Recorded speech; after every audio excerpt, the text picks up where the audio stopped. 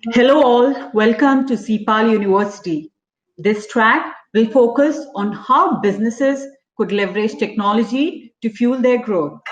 The session kickstarting this track today is on how to generate leads when it feels like no one is hiring. Our speaker for today is Larry Hemley. Larry is the founder of SJ Hemley Marketing, a dedicated staffing marketing firm. He has spent over 20 years guiding marketing for technology, healthcare, scientific, clinical, and engineering professional staffing firms. After working with some of the nation's leading staffing firms like Comsys, Noexperis, On Assignment, and Eliason Group, and driving ROI generating marketing efforts, he set a path for working with small and mid-market firms to assist in driving their growth. From strategy development to branding and lead generation to supporting it all with market research and analysis, he's driving home the message that brand matters, but not without ROI.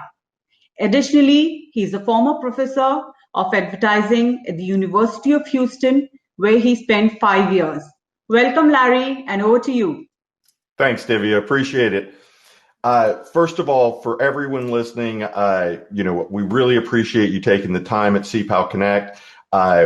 We want to try and help you solve some of the problems that are faced by almost every staffing firm, especially in an era right now where the certainty around hiring is a little less.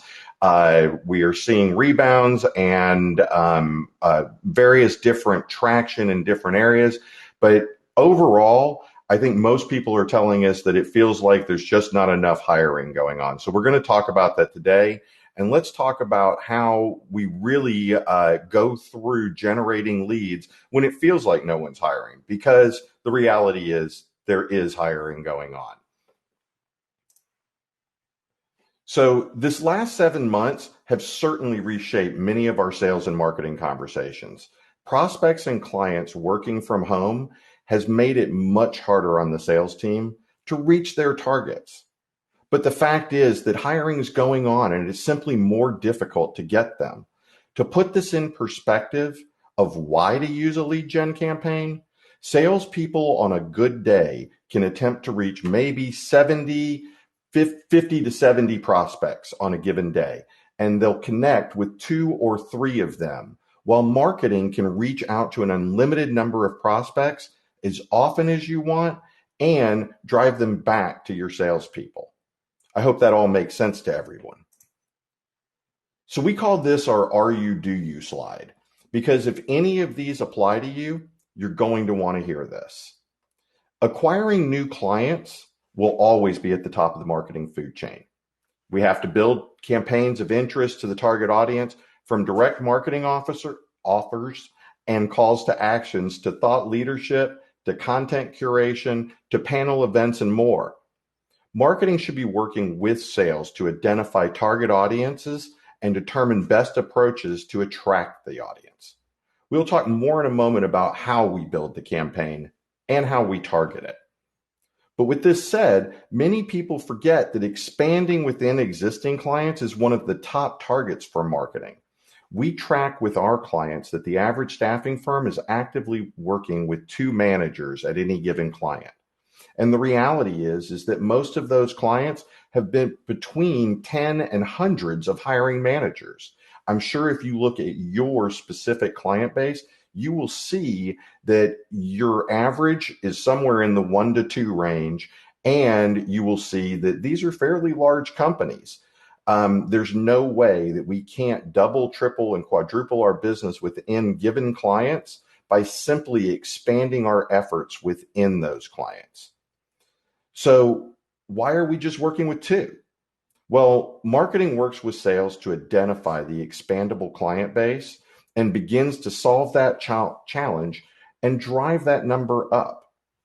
Think of the value that those 2 hiring managers have in your staffing placements, and then think, would those numbers look like what those numbers would look like when you're working with 4 or 8 or more? So expanding within existing clients, especially in times like now, are one of the top initiatives to go into to grow your business. But, pardon me. Reactivation campaigns. Sorry about this. Little sensitive. Reactivation campaigns address the issues of past clients and work to bring them back to you. There are several approaches to this, but just try and remember that marketing and sales working together is the best approach to resolve it. Keep in mind that there's only a handful of reasons why a past client is no longer working with you. First of all, one of those reasons is the fact that something happened in your organization that upset them. That could have been anything from timesheet problems to billing problems, but in general, that is a very easy area to target. Another example would be that your salesperson left and no one ever really followed up with them. Believe it or not, this is happening daily for at least the last 20 years. And when we talk about this, it's about handoffs and how we kind of grow within that past client. But the last reason is that something happened in their organization.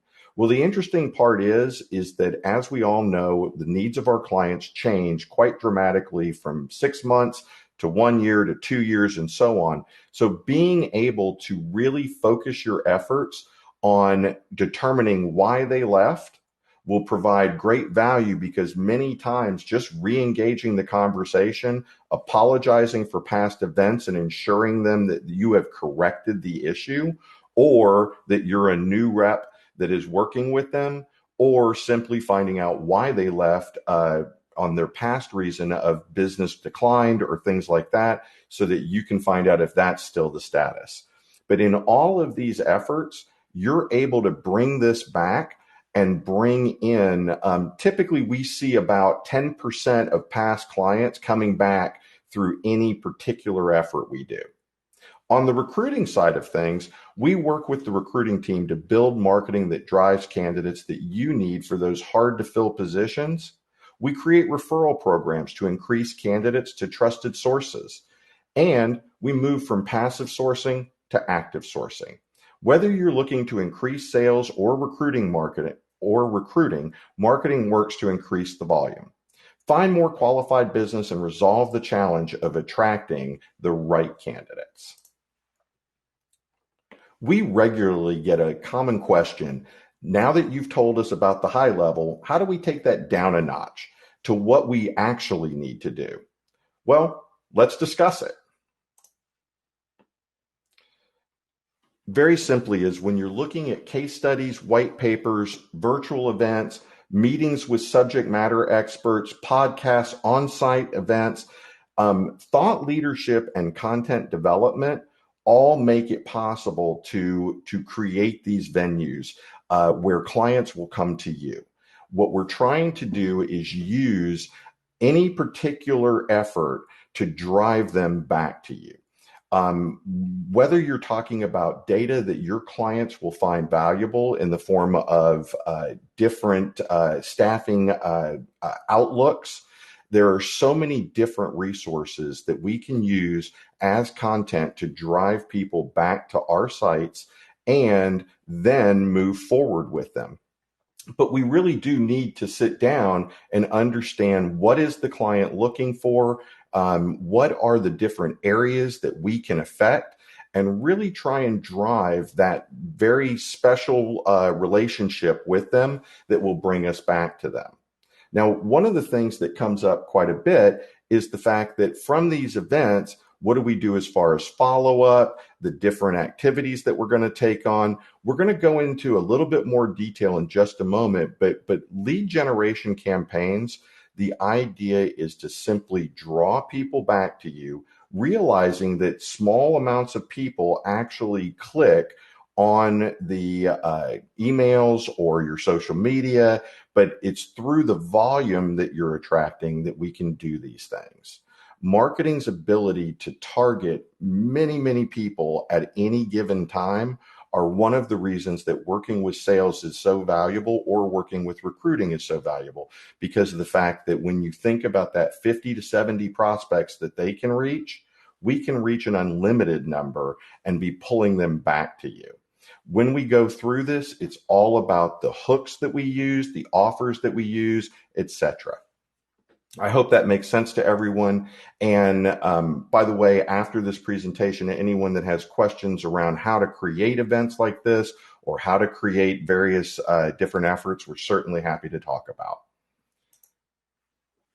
So what goes into a lead generation campaign?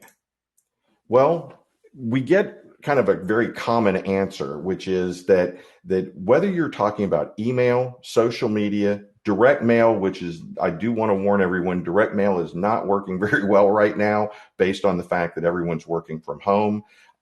When we look at these particular areas, we are not pushing very heavily on direct mail right now.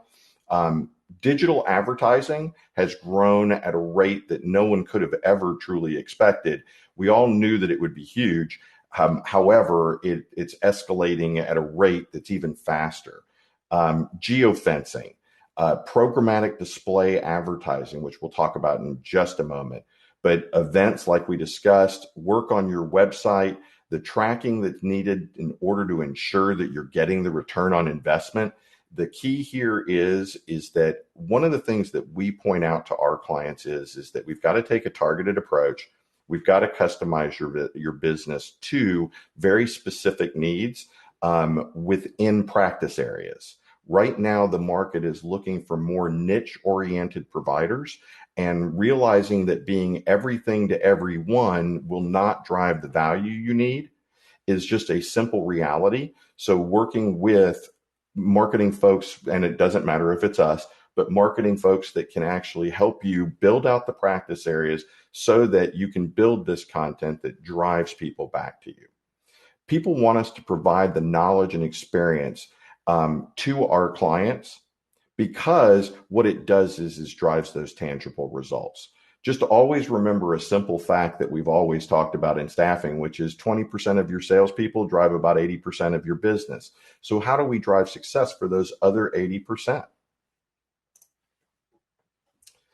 So let's talk a little bit about geofencing and programmatic display. Many of us have all had the experience of searching for something on the web and then going to Facebook or another site, and an ad for what we were searching comes up. Is it a coincidence? It's not. Your suspicions that you could be targeted and followed around the internet to serve advertising to you based on actions on another site are actively being done today. Some people have, I was reading articles recently where people were talking about the fact that whether or not they're listening to our phones, everyone swears that they're not. It does seem coincidental when it happens, but I think when we talk about how geofencing works, you will understand that it probably isn't as big of a conspiracy as you might think.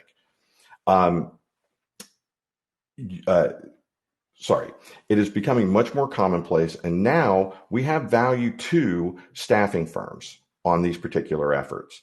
Imagine targeting your audience by where they can go on the internet, or more specifically down to an address, literally a physical address. We can target the audience down to a 5-foot by 5-foot area. Most people don't realize the power that these tools are now having, and target our advertising based on where they go after that. Additionally, we can target locations across the web and on our own sites to enable the advertising that will serve to drive people back to your website. So let's talk about an example. By creating a marketing campaign and using geofencing and programmatic display, we can drive people to a desired geofence, and then some of those people will complete the contact us form. Well, just to be clear, it's about 2 to 3% that will fill out that contact form. So what happens to the other people we brought to the site? Well, this is where programmatic advertising picks up and continues to bring them back to you and serve up advertising to them to draw them back to you. That 2 to 3% is based on a first landing. And so those numbers drive the more times that we serve up advertising and bring it back to them. Additionally, we're able to see the analytics of the individuals to know what drove their clicks and how many times that they came to our site in order to determine the viability of the prospect. So let's walk through a sample campaign. When we talk about this, we're looking at the users with mobile devices. They enter a geofence location. Some of that is done through address identification. Some of that is done through defining your target audience in the various tools so that we're able to pull a very good target group. From there, the GPS kind of takes over. If the user is opening a browser and the app in question, like Facebook, is on, then in the background, certain things are happening. If you had gone to Google and the Facebook pixel was on your computer, as a result, when you come back to Facebook, they know you went to Google and they know what you searched for. Now, I do want to point out for anybody that has the big brother equation going in their mind that very simply is we do not know your specific data. This data is hidden. It is not put down to the individual level. What's happening is inside the computer, it is determining all of this information through metadata and meta information that allows you to bring this information all fully to the forefront at a high level. So we never actually see that John Smith went to this website, searched for these things, went to another website, etc. All of this is being done through the program. And part of that is to protect the privacy of individuals. And the other part is frankly, I think we would all boycott if we found out that there was that level of Big Brother going on. So once we've gotten this person into the geofence, from this point on, ads are going to be displayed to them across an unbelievable sized network that will continue to serve up advertising to them for approximately 30 days. And what it's attempting to do is drive them back to your landing site and convince them to give you a chance to do business. These ads can be seen on mobile devices and tablets and are clickable to continue the customer engagement. So a sample campaign. When we talk about this, we wanted to really spell it out because most people, when we're talking about this, will look at us and say, well, but how does that fit my business? So we wanted to look at this from a standpoint of how would we approach it? So when we look at this, the target audience is always the first thing we look at. Because when we're establishing that, we have to make sure that we're looking at the right people. I have worked with a number of different executives from staffing firms that believe that their business comes from the C-suite and the senior vice president suite, things of that nature. I have other firms that don't believe that that is the audience to target, and they come down to the manager and director level because that's where they believe their business is. Looking at the industries, the target audience is better defined. Looking at the size of companies that you want to work with, the geographies, the C and D and V and manager level contacts. It's a matter of getting as tight with your target audience as you possibly can in order to understand how they would best utilize the system. Coming back to that, we established our geofence. And so many times we will actually set up multiple geofences in order to capture the audience as wide as possible. So we're able to take that geofence and place it. Divya, can you mute, please? When we go through this, what we're able to do is establish a geofence around our desired area as well as the original area. So if you can imagine a list of the specific people that you wanted with address information, we are able to then target them with a geofence.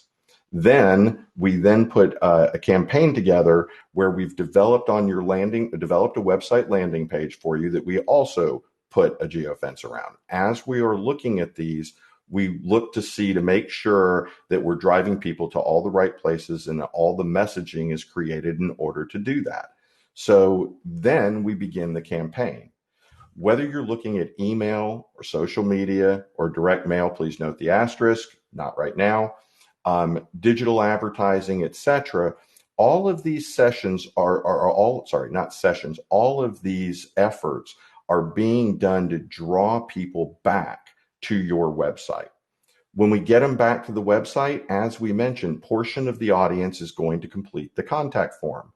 It is generally a very good number when based with the quantity of people you're talking to. If 2 to 3% doesn't seem like a lot, all I can point out to you is if you have 100 people, then no, 2 to 3 is probably not that great. But if you have 10,000 in the campaign, it's a much more reasonable effort to get those particular people back.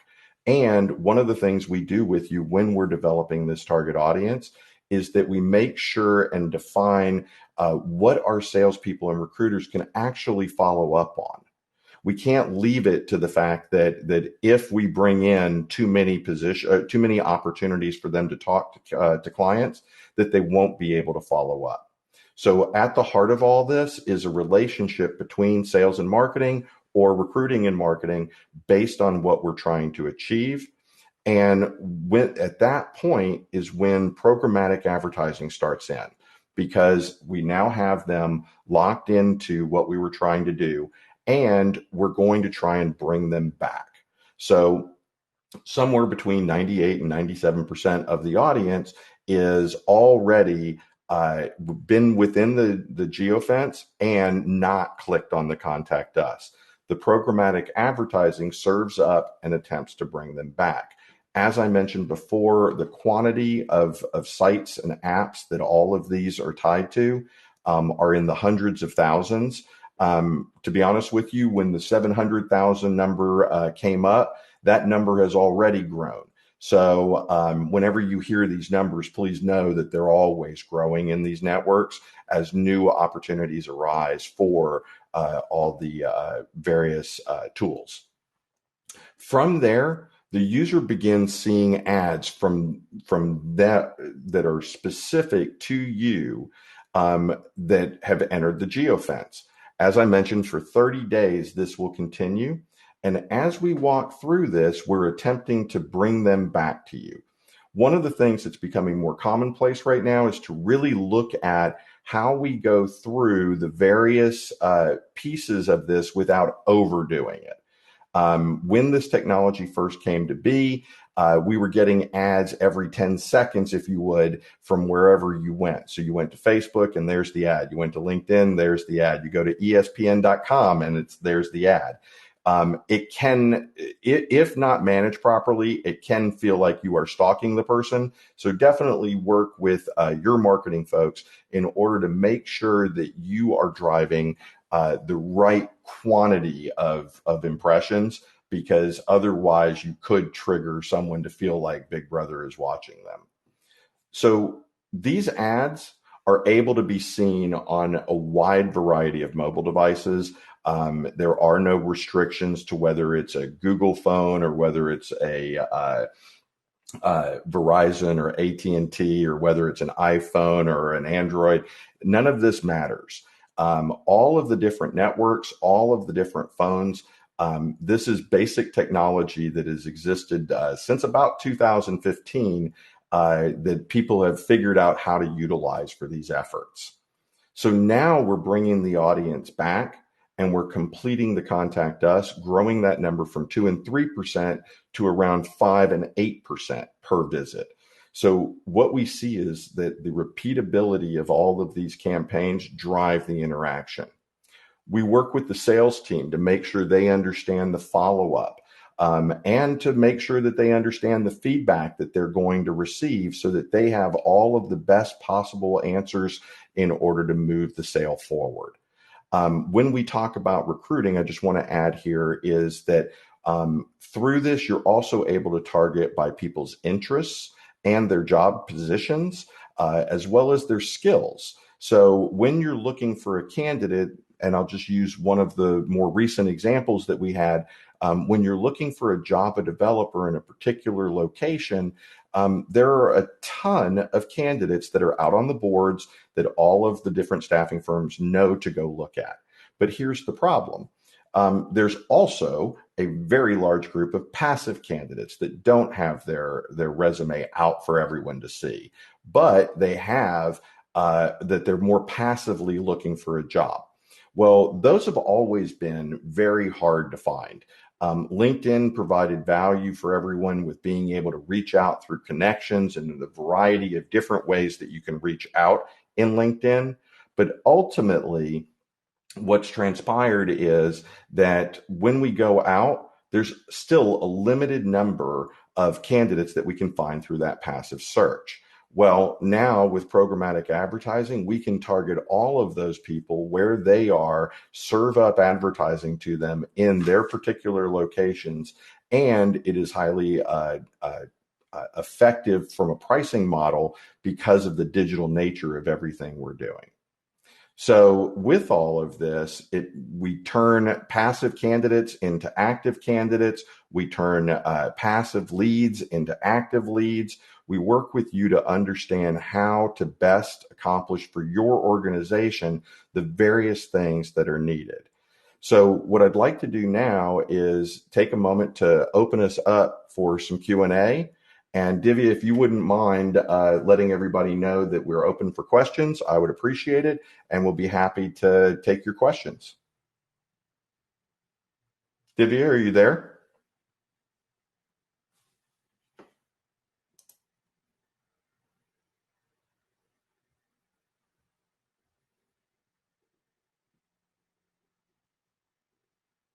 I'm not sure if Divya is there. If anyone could chat a question, I would be more than happy to see if I can answer it for you. When we talk about all these, I do want you all to realize that there's so many uses in marketing that we look at where we're building content that will help you to attract that audience and to be sure that we are on focus with what your sales team is looking for. Additionally, I do want to mention that later today, I believe at 11 o'clock, we have a session that for any prize fighting fans or anyone that wants to understand the difference between PR and marketing, that we certainly encourage you to please come back for the PR versus marketing. For anybody that's a prize fight fan, I'm sure that you remember the Rumble in the Jungle. This is going to be the boom on Zoom, because PR and marketing, while they are very different, yet they work together. It is a matter of when to use and where to use these different tactics. And so Scott Montminy from Mind Launch Media and myself are going to be presenting a unique look at PR versus marketing. So we certainly encourage you to come back. Right now, I'm not seeing any questions, and I certainly appreciate everyone's time. So feel free to reach out. We're SJ Hemley Marketing. We look forward to an opportunity to work with you and hope that today has been valuable for you. So please enjoy the rest of the sessions and have a great day. Thanks so much, everyone.